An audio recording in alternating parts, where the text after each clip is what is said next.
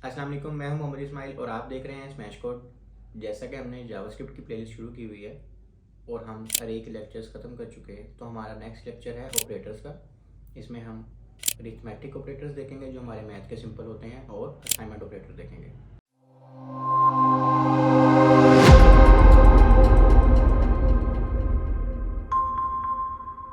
Okay, तो जैसे कि हमने लास्ट लेक्चर में अरे के मेथड्स पढ़े थे, ठीक है।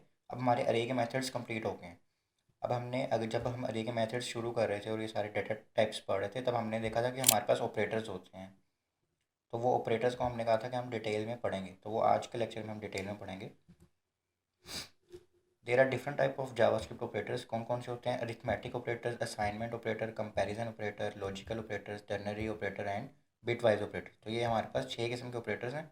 इनको हम बारी बारी डिटेल से पढ़ेंगे। सबसे पहले हमारे पास है अरिथमेटिक ऑपरेटर्स, जो हम सिंपल अपनी मैथ में भी पढ़ते हैं ना, प्लस माइनस वाले, ठीक है। परफॉर्म वो किसके लिए होते हैं? अरिथमेटिक पे और नंबर्स पे, ठीक है। और ये हम लिटरल्स और वेरिएबल्स के ऊपर कर सकते हैं, ठीक है। अब जैसे let x is equal to 16 + 4, ये जो 16 और वो जो 4 है, ये एक लिटरल्स इनको पढ़ते हैं, यानी कि ये ऐसे नंबर हैं इनको हम चेंज नहीं कर सकते, ठीक है। लेकिन अगर हम लिखें let x is equal to a + b, और a और b की वैल्यू हम चेंज भी कर सकते हैं, तो इसको कहेंगे वेरिएबल्स। तो जो ऊपर वाला था वो लिटरल्स, और ये लिटरल्स होंगे। ये हम 16 और 4 को चेंज नहीं ना कर सकते, लेकिन यहाँ पे a और b की वैल्यू चेंज कर सकते हैं, तो इसको हम लिटरल्स कहते हैं और इसको वेरिएबल्स। इनके ऊपर जो परफॉर्म होते हैं ना एक्सप्रेशंस पे, अरिथमेटिक ऑपरेटर्स होते हैं, ठीक है। और जो नंबर्स होते हैं ना अरिथमेटिक ऑपरेशंस के अंदर, उनको उसको कहते हैं हम ऑपरेंड्स, ठीक है। अब जैसे हमारे पास सबसे पहले है एडिशन का ऑपरेटर। अरिथमेटिक ऑपरेटर के अंदर हमारे पास सबसे पहला ऑपरेटर है एडिशन, यानी कि प्लस, सम भी कहते हैं, जमा भी कहते हैं। उसमें क्या होता है? सिर्फ हमने क्या किया, 16 + 4 को प्लस कर दिया। सब्ट्रैक्शन में क्या होता है? 16 को 4 में से माइनस कर दिया। ये हमारी कोई नई चीज़ें नहीं है, ये हमने ऑलरेडी मैथ्स में पढ़ी हुई है, ठीक है। मल्टीप्लाई में क्या होगा? 16 4 ज़ार क्या होता है, यानी कि 16 का टेबल 4 तक पढ़ना है या 16 को 4 से मल्टीप्लाई करना है। डिवाइड में 16 को डिवाइड कर देना है 4 से। इसी तरह हमारे पास कुछ थोड़े से अगर एडवांस में जाएँ तो हमारे पास एक मॉडुलस ऑपरेटर होता है। मॉडुलस ऑपरेटर में क्या होगा? 10 को डिवाइड करना है 3 से, लेकिन एक तो होता है ना, तो ये कितने, 3 3 ज़ार 9 और 1 बच जाएगा हमारे पास। तो 3 3 ज़ार 9 नहीं यहाँ पे आएगा, वो आएगा जब डिवाइड करेंगे हम। ये जो हमने तीसरे नंबर पे, हम चौथे नंबर पे पढ़ा ना डिवाइड, तो 16 को 4 से डिवाइड करेंगे तो इसका 4 4 ज़ार 16 होता है, तो 4 आएगा इसका आंसर। लेकिन मॉडुलस में थोड़ा सा डिफरेंट क्या होता है कि मॉडुलस में जो रिमाइंडर बच जाता है ना, जैसे 3 3 ज़ार 9 और 1 रिमाइंडर बच जाएगा, तो वो 1 जवाब आएगा मॉडुलस में, ठीक है। इंक्रीमेंट ऑपरेटर, ठीक है। इंक्रीमेंट में क्या होता है? जो भी आपके पास नंबर होगा, लिटरल होगा या वेरिएबल होगा, उसमें वो प्लस जमा कर देगा। Let x is equal to 5 था, हमने कहा कि एक्स प्लस प्लस कर दो, सिर्फ ये लिखना है। तो अब एक्स की वैल्यू 6 हो गई है, ठीक है। उसकी ओरिजिनल वैल्यू भी चेंज हो जाती है जब हम इंक्रीमेंट ऑपरेटर लगाते हैं। इसी तरह डिक्रीमेंट उसका उलट है, x is equal to 5, x minus minus कर दो तो उसको क्या कहेंगे? डिक्रीमेंट ऑपरेटर, उसकी वैल्यू 4 हो जाएगी। एक्सपोनेंशियल यानी कि जो पावर भी होती है, ठीक है, यानी 2 की पावर 4, 4 की पावर 6, इस तरह वो हमने लगाना है। तो ये डबल स्टैटिक आता है, शिफ्ट दबा के 8 से, तो 2 दफ़ा लगाएंगे तो अब ये 5 की पावर 2 है, इसका जवाब क्या आएगा? 25। ये मल्टीप्लाई नहीं हो रहा, ये एक्सपोनेंशियल फॉर्म में जा रहा है। अच्छा, जो इंक्रीमेंट और डिक्रीमेंट ऑपरेटर होते हैं ना, उसकी भी 2 टाइप्स होती हैं आगे, ठीक है। एक होती है प्रीफिक्स और एक होती है पोस्ट फिक्स। जैसे प्रीफिक्स का मतलब है कि पहले चीज़ लग जानी है, पोस्ट का मतलब है बाद में लग जानी है, ठीक है। प्रीफिक्स ऑपरेटर फर्स्ट इंक्रीज या decrease the value in variable and then assign result to other variables. यानी कि हमारे पास एक एज का वेरिएबल था, उसकी वैल्यू थी 12। हमने कहा एक न्यू वेरिएबल बनाया न्यू एज के नाम से, और हमने उसको इक्वल टू रख दिया प्लस प्लस एज के, ठीक है। तो अब क्या होगा? यहाँ पे लिखा हुआ है कि जो प्रीफिक्स है ना, प्रीफिक्स जिसमें हमारे पास पहले ऑपरेटर लगा होता है, यानी कि प्लस का, ये एज के बाद भी लगा सकते हैं ना हम, वो हम पोस्ट फिक्स में पढ़ेंगे। तो जिसमें शुरू में लगा होता है ना, उसमें क्या करता है? प्रीफिक्स ऑपरेटर फर्स्ट इंक्रीज और decrease the value in variable and then assign the result. यानी कि अगर हम एज को अब इस वक्त कंसोल कराएं या अलर्ट करवाएं तो उसका रिजल्ट आएगा 13, यानी कि उसने एज की वैल्यू चेंज कर दी। एज की 12 थी, हमने इंक्रीमेंट किया, वो क्या हो गई 13। लेकिन उसने इसके अंदर वो वैल्यू नहीं स्टोर की, क्योंकि उसने पहले ही उसकी वैल्यू आगे कर दी थी, ठीक है। अब उसके अंदर अब अगर हम न्यू एज को लेकर आएंगे तो वो भी 13 हो जाएगी। लेकिन ये आपको समझ आएगी पोस्ट फिक्स के बाद। पोस्ट फिक्स में क्या होता है, थोड़ा सा उलट है।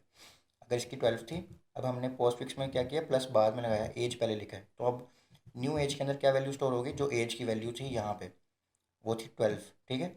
अब प्लस दोबारा जब लगाया, पहले उसने इसको देखा, इसके अंदर स्टोर कर दिया, फिर उसने देखा इसके बाद प्लस भी है, तो उसने एज की वैल्यू 13 कर दी। यानी कि अब एज की वैल्यू 13 हो गई है, लेकिन न्यू एज की वैल्यू 12 भी है। इसको हम करके भी देखेंगे तो आपको और समझ आ जाएगी। चलिए इसको अब हम अपने कोड में करके देखते हैं। तो हमने जैसे कि देखा कि हमने ऑपरेटर्स पढ़े हैं, तो हम एक एक करके ट्राई भी कर लेते हैं, ठीक है।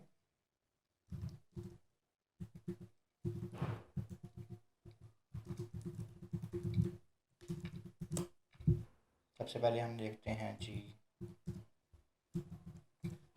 सम वाला, ठीक है।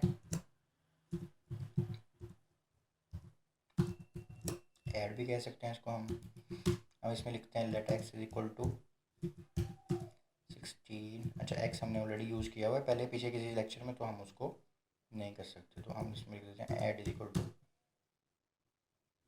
16 प्लस 5, ठीक है। और ये हमने लगा दिया सेमी कोलन, ठीक है। और इसके बाद हम लिखते हैं सब्ट्रैक्ट,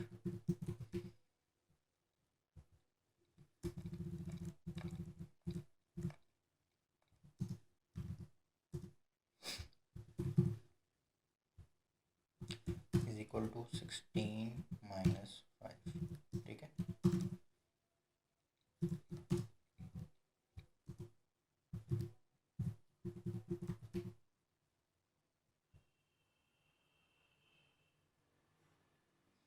अच्छा, हमने इसको भी कहीं यूज़ किया हुआ है, तो अब इसको हम सब्ट्रैक्ट 1 कर देते हैं या माइनस कर देते हैं।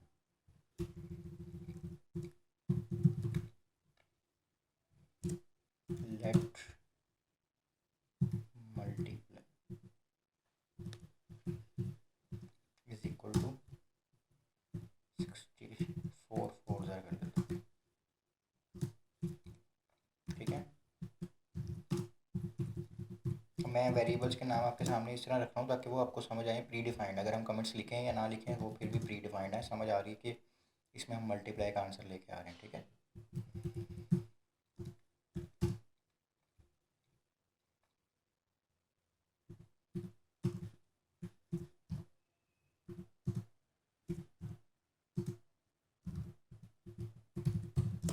ये हमारे 4 हो गए। अब हम चलते हैं अपने वेब पेज पे।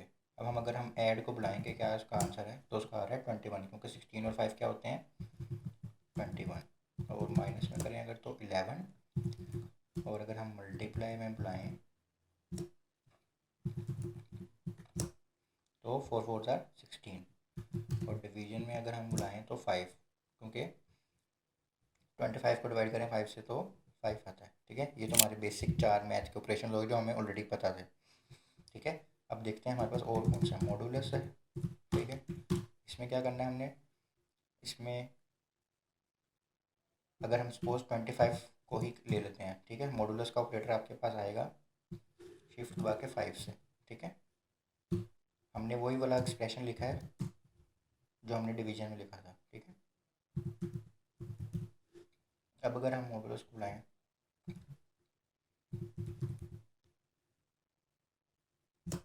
तो ज़ीरो आ गया। क्यों ज़ीरो आया, हालांकि 5 5 ज़ा 25 आना चाहिए था, नहीं। इसमें वो चीज़ आती है जो रिमेनिंग बच जाती है। 5 को 25 से डिवाइड किया तो कुछ भी रिमेनिंग नहीं बचा, तो उसने उसको क्या कर दिया, ज़ीरो ले आया। अगर मैं यहाँ पे 27 कर दूँ, ठीक है, तो वो देखें मॉडुलस क्या आ रहा है मेरे पास 1। जो भी रिमाइंडर में बचेगा वो आ जाएगा, ठीक है। अच्छा, मॉडुलस के बाद हमारे पास इंक्रीमेंट और डिक्रीमेंट ऑपरेटर है। इसके बाद हम देखते हैं एक्सपोनेंट। इंक्रीमेंट और डिक्रीमेंट हम बाद में देखते हैं, ठीक है। अब अगर मैं 5 की पावर 5 कर दूँ, ठीक है, तो इसका जवाब काफ़ी आएगा बड़ा सारा, क्योंकि हम 5 को 5 से मल्टीप्लाई नहीं कर रहे, 25 नहीं आएगा इसका आंसर। ये मल्टीप्लाई था ये वाला। अब हमने डबल स्टेरिक यूज़ किया, यानी कि 5 की पावर 5, यानी कि 5 को पावर मल्टीप्लाई करो 5 से, जो आंसर है उसको फिर 5 से मल्टीप्लाई करो, फिर 5 से और फिर 5 से। यानी 5 दफ़ा ये चीज़ हमने करनी है। तो ये हमारा जो भी आंसर आएगा वो तो ये आता है जी 3125। इसी तरह अगर हम 2 की पावर 5 करते हैं तो क्या आता है 32। ठीक है, तो ये हमारे एक्सपोनेंट के ऑपरेटर हैं। ये हो गया हमारे 1 2 3 4 5 6। और अब हमारे पास एक और है इंक्रीमेंट और डिक्रीमेंट ऑपरेटर। अब जैसे मैं आपको इसको चलिए इसी में दिखा देता हूँ। ये चलिए पहले मैं इसको कंसोल करवा देता हूँ।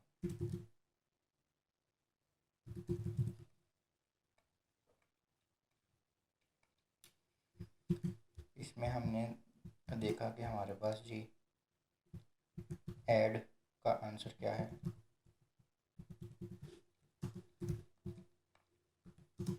ये हमने ऐड का कीवर्ड यूज़ वो अपना वेरिएबल यूज़ कर लिया।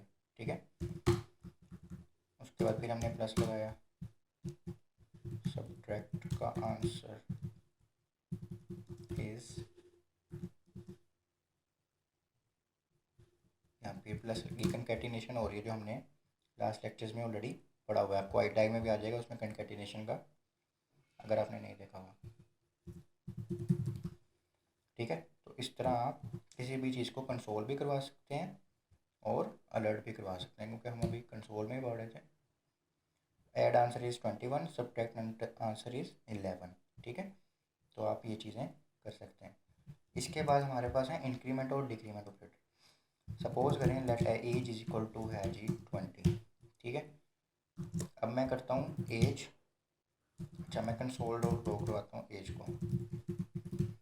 ठीक है, मैं एज को कर देता हूँ प्लस प्लस, यानी कि एज के अंदर प्लस प्लस का मतलब है कि एक बढ़ा दो, एक कोई भी एक नंबर, मतलब कि जैसे 20 है तो 21 हो जाएगा, 40 है तो 41 हो जाएगा, इस तरह। और मैं कंसोल डॉट लॉग दोबारा करवाता हूँ एज को। ठीक है, तो देखें क्या होता है। पहले वो 20 था और ये क्या हो गया 21।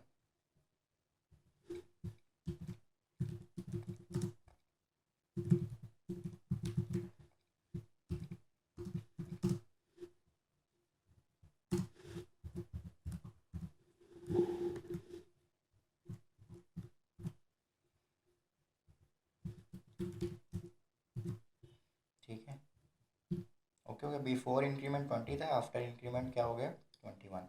और इसी तरह वो है हमारा डिक्रीमेंट ऑपरेटर है।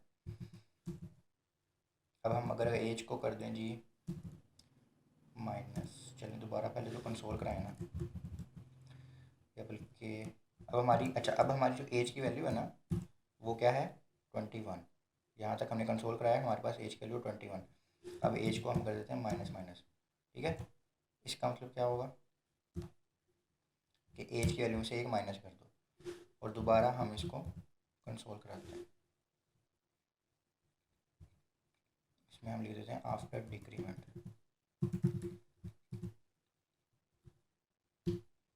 आफ्टर डिक्रीमेंट क्या होगी वैल्यू वापस 20 होगी, यानी कि इंक्रीमेंट से पहले 20 थी, फिर 21 होगी और अब 20। अब एज को अगर हम बुलाएं तो उसकी वैल्यू 20, यानी कि वो एक्चुअल वेरिएबल की वैल्यू भी चेंज कर देता है। सही है।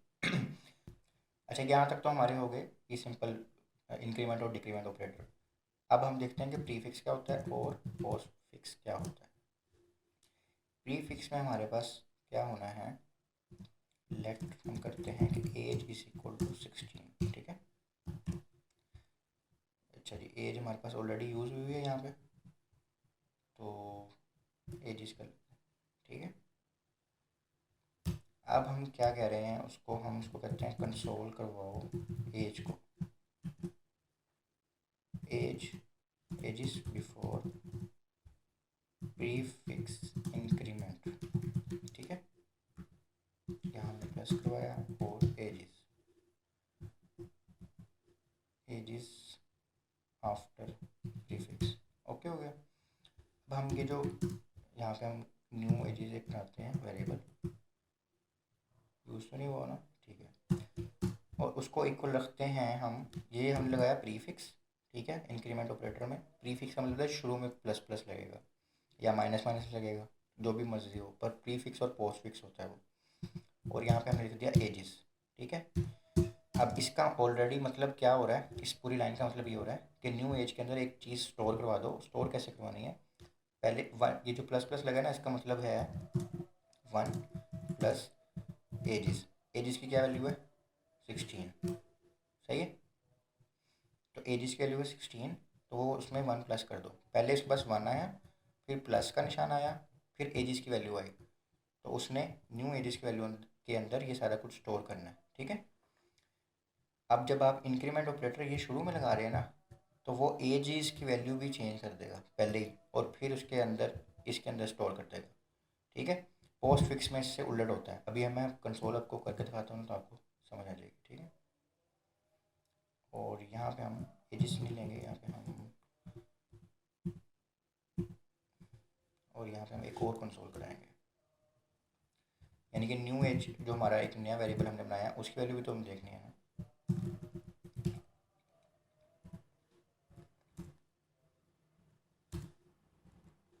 इसका हम ना नाम न्यू एज रखते हैं, देखते हैं होता है, ठीक है, हमने यूज़ नहीं किया वो, ठीक है।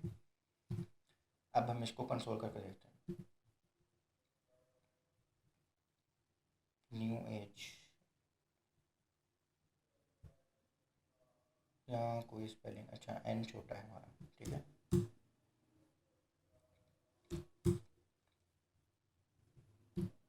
अच्छा, अब उन्होंने क्या कहा, एजिस की जो बिफोर प्रीफिक्स वैल्यू थी वो थी 16, एजिस की आफ्टर प्रीफिक्स वैल्यू हो गई 17, और जो न्यू एज हमने जो नया वेरिएबल बनाया था उसकी वैल्यू भी 17 हो गई। क्यों हुआ ये सारा कुछ, क्योंकि हमने इंक्रीमेंट ऑपरेटर पहले लगाया हुआ था एजिस की वैल्यू से, यानी ये जो प्लस प्लस है ये शुरू में है और फिर एजिस की वैल्यू है। इससे हो क्या रहा है कि एजिस की वैल्यू ऑलरेडी ही 17 हो रही है और फिर इसके अंदर स्टोर हो रही है, ठीक है। ये नहीं हो रहा कि बाद में पहले एजिस की वैल्यू चेंज हो और फिर इसके अंदर स्टोर हो। पहले एजिस का जो वेरिएबल है ना उसकी वैल्यू खुद ही 17 हो गई है और उसके अंदर फिर न्यू एज के अंदर ये स्टोर हो रहा है। अब जो पोस्ट फिक्स है ना वो उसमें उलट होता है। उसमें अब हमारे पास एजिस की वैल्यू है 16, ठीक है। यहाँ पे चलो एक न्यू वेरिएबल बनाते हैं, न्यू एज, ठीक है। अच्छा, ये हमारे पास ऑलरेडी है, इसको हम कर लेते हैं एज 1 इज इक्वल टू, हम कर लेते हैं 42, ठीक है। ताकि आपको अलग अलग एग्जांपल मैं इसलिए दे रहा हूँ ताकि आप लोगों को समझ आ जाए, सही है।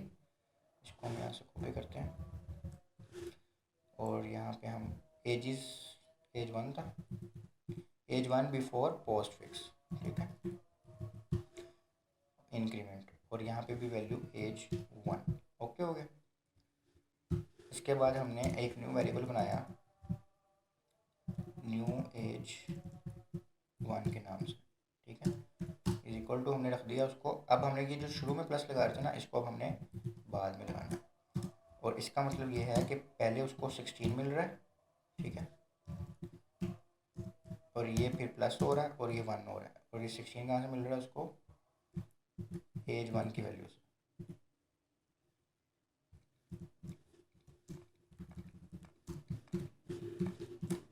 ये मैं कमेंट्स में आपको दिखा इसलिए रहा हूँ ताकि आपको समझ आ जाए साथ साथ, ठीक है। अच्छा, ये हो गया। इसके बाद अब हम एज 1 की आफ्टर वैल्यू देखेंगे कि पोस्ट फिक्स के बाद उसकी वैल्यू क्या हो गई, और जो हमने न्यू एक वेरिएबल बनाया उसको भी देखेंगे कि उसकी वैल्यू चेंज हुई या नहीं हुई, या उसकी वैल्यू के अंदर क्या स्टोर हुआ,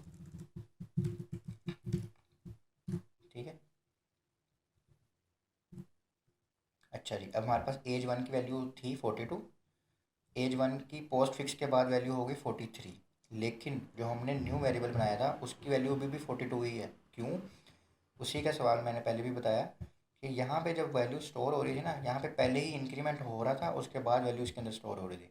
लेकिन पोस्ट फिक्स में पहले एज 1 की वैल्यू इसके अंदर स्टोर हो रही है और फिर उसके बाद इंक्रीमेंट हो रहा है। अब जब इंक्रीमेंट होता है तो एज 1 की जो वेरिएबल है उसमें तो वो 43 कर देता है, लेकिन इसकी वैल्यू तो ऑलरेडी स्टोर हो गई 42, तो वो उसके अंदर 42 ही रहती है, ठीक है। तो ये सारी कहानी है प्रीफिक्स और पोस्ट फिक्स की। उम्मीद है आपको इसकी समझ भी आ गई होगी। अगर नहीं आई तो आपने ये पार्ट रिपीट करके देख लेना 2-3 दफ़ा। अब जैसे हमने ये सारा पोस्ट फिक्स और प्रीफिक्स देखा ना इंक्रीमेंट ऑपरेटर के साथ, सेम ऐसे ही है माइनस के साथ भी। वो फिर माइनस कर देगा वैल्यू, पर इस वाले में वो माइनस नहीं करेगा, इसके अंदर जब स्टोर करेगा, ठीक है, यानी एक कम नहीं करेगा। तो उसमें भी कोई फ़र्क नहीं है, बस यही है, जस्ट वो माइनस के साथ है, मैंने आपको प्लस के साथ सारा समझा दिया। ओके हो गया। तो अब हम देखेंगे कि ऑपरेटर की प्रेसिडेंस क्या होती है, यानी कि किस चीज़ को हमने पहले सॉल्व करना होता है। हमने देख लिया अरिथमेटिक ऑपरेशन हमारे पास होते हैं, प्लस माइनस मल्टीप्लाई डिवाइड सारे होते हैं। हमें देखना है कि किसकी ज़्यादा प्रायोरिटी होती है, किसको पहले सॉल्व करते हैं और किसको बाद में सॉल्व करते हैं। और ये भी सिंपल मैथ के एक एक्सप्रेशन के हिसाब से होता है, क्योंकि कभी कभी तो हमारे पास एक ही होगा, जैसे 5 को 2 में प्लस करना है, लेकिन अगर हमारे पास सारे इकट्ठे आ गए तो हमने क्या करना है, इसके लिए होता है, इसको कहते हैं बोर्डमास रूल। यानी इस रूल के ज़रिए हम इसको सॉल्व करेंगे। अगर हमारे पास एक से ज़्यादा अरिथमेटिक ऑपरेटर्स इकट्ठे आ जाएँ तो हमें कौन बताएगा कि पहले किसको सॉल्व करना है। क्योंकि अगर हम अपने हिसाब से सॉल्व करेंगे, किसी का कोई रिप्लाई आएगा, कोई किसी का रिप्लाई आएगा, ठीक है। तो सबसे पहले हम सॉल्व करेंगे ब्रैकेट को, बी से ब्रैकेट, ओ से ऑर्डर आई, इसका मतलब पावर्स या स्क्वायर रूट, ठीक है। यानी अगर पावर्स आ गई हैं या स्क्वायर रूट आ गया तो हम ब्रैकेट के बाद उसको सॉल्व करेंगे। फिर हम डिवाइड या मल्टीप्लाई करेंगे left to right. Maths left to right ही सॉल्व होता है। और इसमें एक और चीज़ क्या है, डिवाइड या मल्टीप्लाई, अगर एक्सप्रेशन एक पूरी एक इक्वेशन लिखी हुई है उसमें या मल्टीप्लाई पहले आ जाए या डिवाइड पहले आ जाए, जो भी पहले आएगा वो सॉल्व होगा, ठीक है। उसके बाद हमारे पास एडिशन और उसके बाद सब्ट्रैक्शन, ठीक है। तो ये हमारा सारा सीक्वेंस होगा। अब हमारे पास ये एक एक्सप्रेशन है, 5 + 2 मल्टीप्लाई बाई 3 - 2 डिवाइडेड बाई 2। ये एक एक्सप्रेशन है, इसको हम कोड में भी करके देखेंगे तो हमें समझ आ जाएगी कि हमने इसको कैसे करना है, ठीक है। अब इसका रिजल्ट आ रहा है 10। अब हो कैसे रहा है ये, इसको हम एक एक स्टेप करके हम कोड में देखते हैं। अच्छा, इसके अंदर स्लाइड्स में भी अगर हमें थोड़ा सा इसको डिफाइन कर लें तो हमारे पास ये 5 + 2 ब्रैकेट के मल्टीप्लाई ब्रैकेट में 3 - 2 डिवाइडेड बाई 2। तो इसका जवाब आ रहा है 6। कैसे आ रहा है वो देखते हैं। सबसे पहले सॉल्व होगा ब्रैकेट में 3 - 2, ठीक है। ये सॉल्व हुआ, इसका जवाब आ गया 1। उसके बाद 2 मल्टीप्लाई होगा, क्योंकि आप ये देखें ना लेफ्ट यहाँ पे डिवाइड भी है, लेकिन क्योंकि लेफ्ट टू राइट हम देखेंगे सबसे पहले मल्टीप्लाई आ गया, हमने मल्टीप्लाई सॉल्व कर देना है। अगर पहले डिवाइड आता तो डिवाइड कर लेते सॉल्व। तो अब 2 मल्टीप्लाई होगा इसके रिजल्ट से जो कि 1 था, तो 2 ही जवाब आ गया, 2 × 1 = 2। और अब इसका जो रिजल्ट है वो डिवाइड होगा 2 से, तो उसका जवाब आएगा 1। तो 5 + 1 6। तो ये हमारा इस तरह बोर्डमास रूल काम करता है। इसको हम विजुअल स्टूडियो कोड के अंदर भी जाके एक एग्जांपल के साथ सॉल्व करके देख लेते हैं। तो ये हमारे पास एक एग्जांपल है, बहुत शॉर्ट सी एग्जांपल है, ठीक है। इसको हम करते हैं, let state is equal to 5 + 2 asterisk 3 divided by 3, ठीक है। ये हमने एक एक्सप्रेशन उसको दे दिया। अब इसने सॉल्व कैसे होना है इसका, अगर हम इसको आंसर इसका जो है उसको कंसोल करवाएं, ठीक है। और इसको भी कंसोल करा के देखते हैं कि हमारे पास था क्या और उसका आंसर क्या है।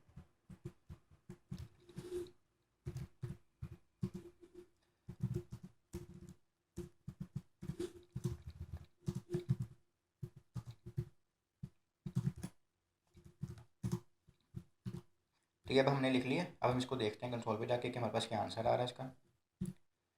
अच्छा जी, अब हमारे पास ये एक्सप्रेशन है कि 5 + 2 multiply by 3 divided by 3 answer is equal to 7। अब इसका 7 आंसर कैसे आ रहा है वो देखते हैं हम, ठीक है। हमने देखा कि सबसे पहले हमारे पास लेफ्ट टू राइट में मल्टीप्लाई आ रहा है, तो हम मल्टी ब्रैकेट तो है नहीं हमारे पास, ठीक है। तो मल्टीप्लाई सॉल्व होगा, ठीक है। तो 2 × 3 क्या होता है 6। तो हमारे पास हो जाएगा 5 + 2 × 3 = 6 हो गया, और डिवाइडेड बाई 3। ये हमारे पास रह गया ना, ठीक है। अब हमने प्लस तो सॉल्व करना नहीं है, पहले डिवाइड सॉल्व होना है, ठीक है, बोर्डमास रूल के हिसाब से। तो 5 + 6 डिवाइडेड बाई 3 का क्या आंसर आएगा 2।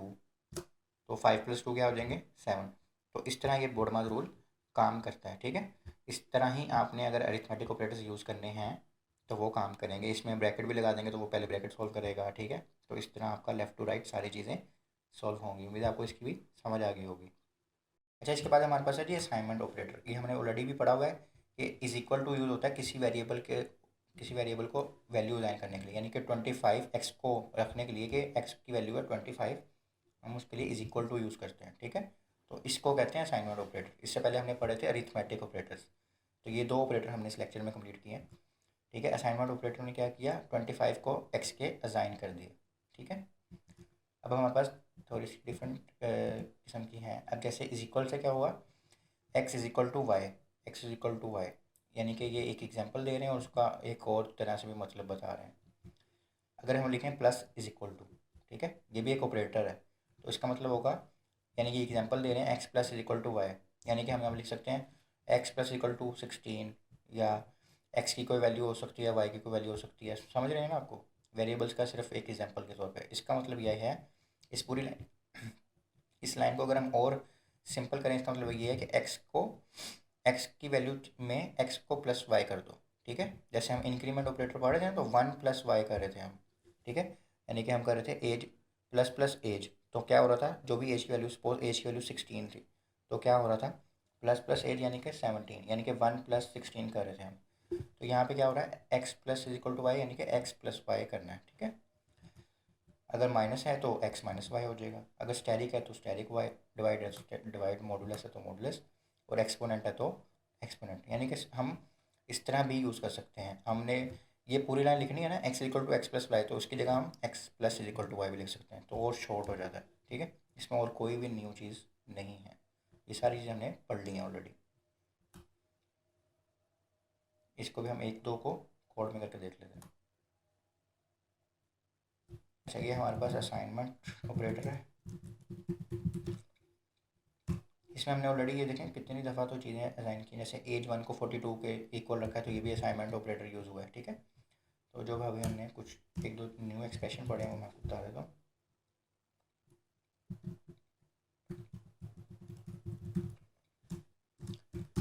अब जैसे हमने कहा, ये चलें आपको मैं, चलें 16 होगी, इसका नाम छोटा रखते हैं कोई,